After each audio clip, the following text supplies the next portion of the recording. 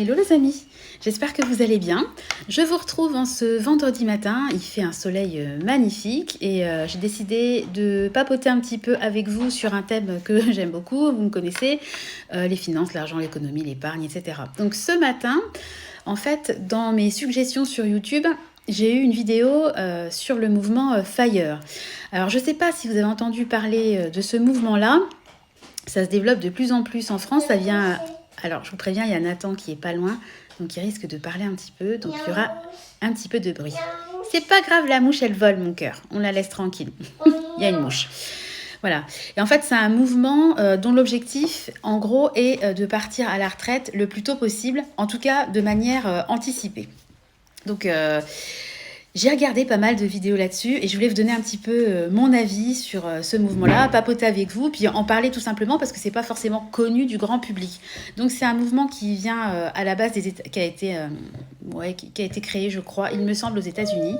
En fait, ça se base sur des principes assez simples, épargner un maximum, là où la majorité des gens vont chercher à épargner entre 10 et 20% de leur salaire, eux, ils vont chercher à épargner à minima 50% de leur salaire. Ça consiste à vivre de manière extrêmement frugale. Il y a beaucoup quand même de concessions à faire. On n'y arrive pas comme ça en claquant des doigts. Ça dure évidemment sur plusieurs années, voire des dizaines d'années. Enfin, des dizaines d'années, exagérons rien, mais allez, ça peut aller jusqu'à 15 ans, on va dire, voire 20 ans. Et puis, ça consiste également à investir parce que l'objectif, en fait, en résumé, pour faire bref, c'est d'amasser une très grosse somme qui vous permette en fait de vivre de vos revenus passifs. Donc soit vous investissez dans l'immobilier et puis là vous avez du locatif, soit vous cherchez à créer du capital et puis tous les mois vous ponctionnez une partie de votre capital pour vivre. Voilà, donc en fait les gens qui se lancent dans ce mouvement partent du principe qu'ils ont besoin de, 2000 € par mois pour vivre.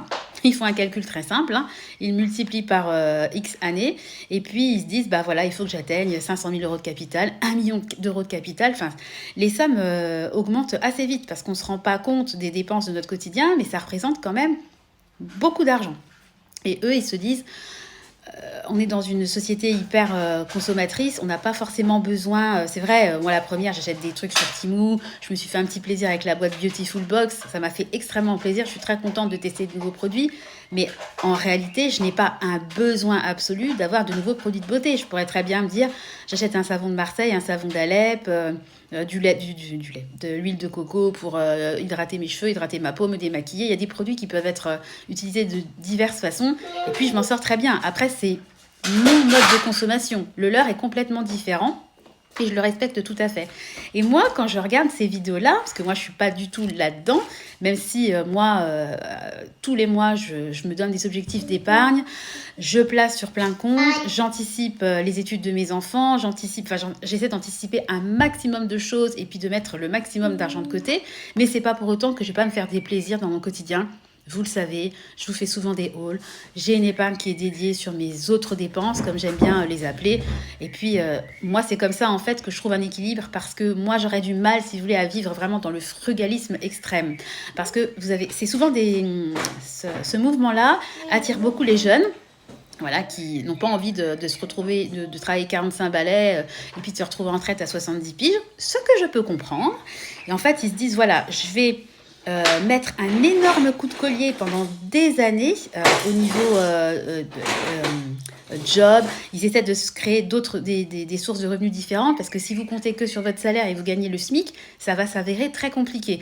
Donc, ils essaient de démultiplier les sources de revenus, ils vont vendre plein de choses. En général, au niveau du logement, c'est vraiment le minimum. Il y en a beaucoup qui choisissent de rester chez leurs parents pendant plusieurs années, même en étant salariés. Comme ça, forcément, vous mettez, quand vous avez le logement en moins, les charges en moins, qui s'imputent à de l'immobilier, du logement, forcément, vous mettez, excusez-moi, pour mon petit chouchou, viens voir maman. Bien, vous pouvez mettre beaucoup plus... Oh, t'as fait un bobo? Viens faire le câlin. Oh. Elle est là, maman. Ça va? Petit boubou. Vous inquiétez pas, il a fait tomber un camion par terre. N'ayez pas peur. Donc, ça implique énormément, si vous voulez, d'investissement. Et moi, je pense que je ne serais pas capable... En tout cas, aujourd'hui, ce n'est pas du tout possible. Mon petit chat, tu viens sur les genoux de maman? Tu veux venir? Allez, viens. Bon, je vais le prendre. Et moi, ça ne serait pas du tout possible à l'heure actuelle, avec 3 enfants, de rentrer dans ce genre de système. Malgré tout, je pense que si j'avais eu la vingtaine aujourd'hui, c'est vraiment un mouvement auquel j'aurais pu adhérer, parce que moi, j'ai toujours pensé, même avant de travailler, mon objectif a toujours été pas d'arrêter de travailler, mais d'être mon propre patron, d'essayer d'investir.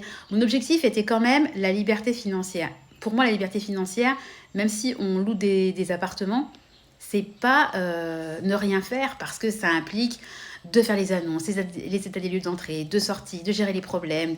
Quand vous avez 15 appartements, vous n'êtes pas là, vous tournez les pouces au quotidien. Il y a toujours des trucs à faire, faut pas croire. Mais c'est quelque chose qui aurait vraiment pu m'attirer. Par contre, là où je trouve que c'est vraiment compliqué, c'est qu'en fait, pour moi, il y a 2 choses vraiment ultra importantes dans la vie. C'est la santé et le temps. Alors le temps, effectivement, c'est vrai que quand on atteint sa retraite à 45 ans, on a le temps de profiter, c'est génial. Mais qui vous dit, si vous commencez ce mouvement-là à 25 ans, où est-ce que vous serez à 45 ans? On ne peut jamais savoir ce qui peut arriver dans la vie. On peut être touché par la maladie, enfin, ça peut s'avérer compliqué. Et puis, le temps et la santé, la santé, de toute façon, voilà, on ne la maîtrise pas. Et je trouve que s'imposer comme ça des restrictions extrêmes pendant 10, 15, 20 ans, c'est-à-dire qu'on met, entre guillemets, sa vie en parenthèse pendant toutes ces années-là. Alors, on va me dire, oui, tu n'as pas besoin de consommer pour être heureux, tu peux aller balader en forêt, ça ne coûte rien. Il y a plein d'activités gratuites à faire, et je suis la première à y aller. Moi, on va souvent à la piscine, ça coûte quasiment rien avec les enfants, c'est gratuit pour Nathan. Enfin, il y a plein d'activités gratuites. Mais moi, je ne pourrais pas vivre, si vous voulez, sans faire de temps en temps un resto, sans passer une petite commande sur Internet. Enfin, je ne pourrais pas vivre comme ça. Et je trouve que la méthode sur le papier est super. C'est hyper motivant. Vous dites, allez, je mets la gomme pendant 15 ans et puis après, je me la coule douce. Mais je trouve qu'elle est quand même très difficile à suivre dans la réalité. Et puis, là où on va calculer un capital dont on aura besoin à l'âge de 25 ans, ça sera peut-être pas la même si, entre-temps, vous faites des enfants. Parce que si vous avez besoin aujourd'hui de 1 500 € pour vivre tous les mois, ça sera peut-être pas la même si, dans 10 ans, vous avez 3 enfants. Et qu'il faut assurer aussi leur avenir à eux. Donc, je voulais vous parler de cette méthode-là parce que je trouve qu'elle est très tentante. Et je trouve qu'elle est intéressante et je trouve qu'elle donne aussi une vision différente du monde. C'est-à-dire qu'aujourd'hui, les gens, je trouve que c'est très révélateur en fait, ce mouvement qui prend beaucoup d'ampleur au niveau mondial. Ça veut quand même dire quelque chose. Ça veut dire que les gens, ils ont plus envie, comme les générations avant, de passer toute leur vie au travail et d'attendre, entre guillemets, 65 piges pour être à la retraite. Franchement, moi je le comprends parce que on a envie aussi de profiter de sa vie. Le temps, c'est de l'argent. Enfin, on échange en fait notre temps contre un travail. Et attends, mon cœur, voilà. Et je peux comprendre que les gens aient envie quand même Tu veux ça? Tiens, de profiter de leur... ouais, c'est un chevalier. De profiter de leur vie. Malgré tout, je trouve que c'est très intéressant de se pencher un peu sur... les mouvements émergents, enfin c'est émergent, ça fait quand même des années qu'on en parle de ce mouvement, mais je trouve ça très intéressant de s'intéresser aussi à ce que veulent les gens d'aujourd'hui. Voilà, ah bah ça y est, il y a Nathan maintenant je serai obligée de flouter, je suis désolée parce qu'en fait mon emoji il bouge. Nathan il a récupéré ma tête là, donc ma tête en emoji. Voilà, j'aurais voulu faire une vidéo un petit peu plus technique, mais avec Nathan sur les genoux ça s'avère très compliqué. Je voulais donc savoir si vous aviez, entendu parler de ce mouvement, ce que vous en pensez, comment vous envisagez la vie, est-ce que vous seriez prêt, vous, à mettre votre vie pendant 10 ans en mode frugaliste, en attendant le Graal, en fait, d'atteindre l'indépendance financière. Enfin, je trouve ça intéressant d'échanger sur ce sujet-là. Moi, j'ai beaucoup de projets, j'ai beaucoup d'épargne. Je trouve ça très important d'épargner, d'avoir de l'argent de côté, que ce soit pour des projets, pour de l'épargne de précaution, enfin peu importe. Donc on fait doucement, maman, elle fait la vidéo. Franchement, je vais être obligée de clôturer la vidéo. Je pense que j'en ferai une deuxième dans un deuxième temps parce que là c'est plus possible. Je vous fais à tous de gros bisous. Désolée de clôturer la vidéo comme ça, c'est très dommage, mais je peux pas faire autrement. Priorité à mon bébé. Tu dis au revoir?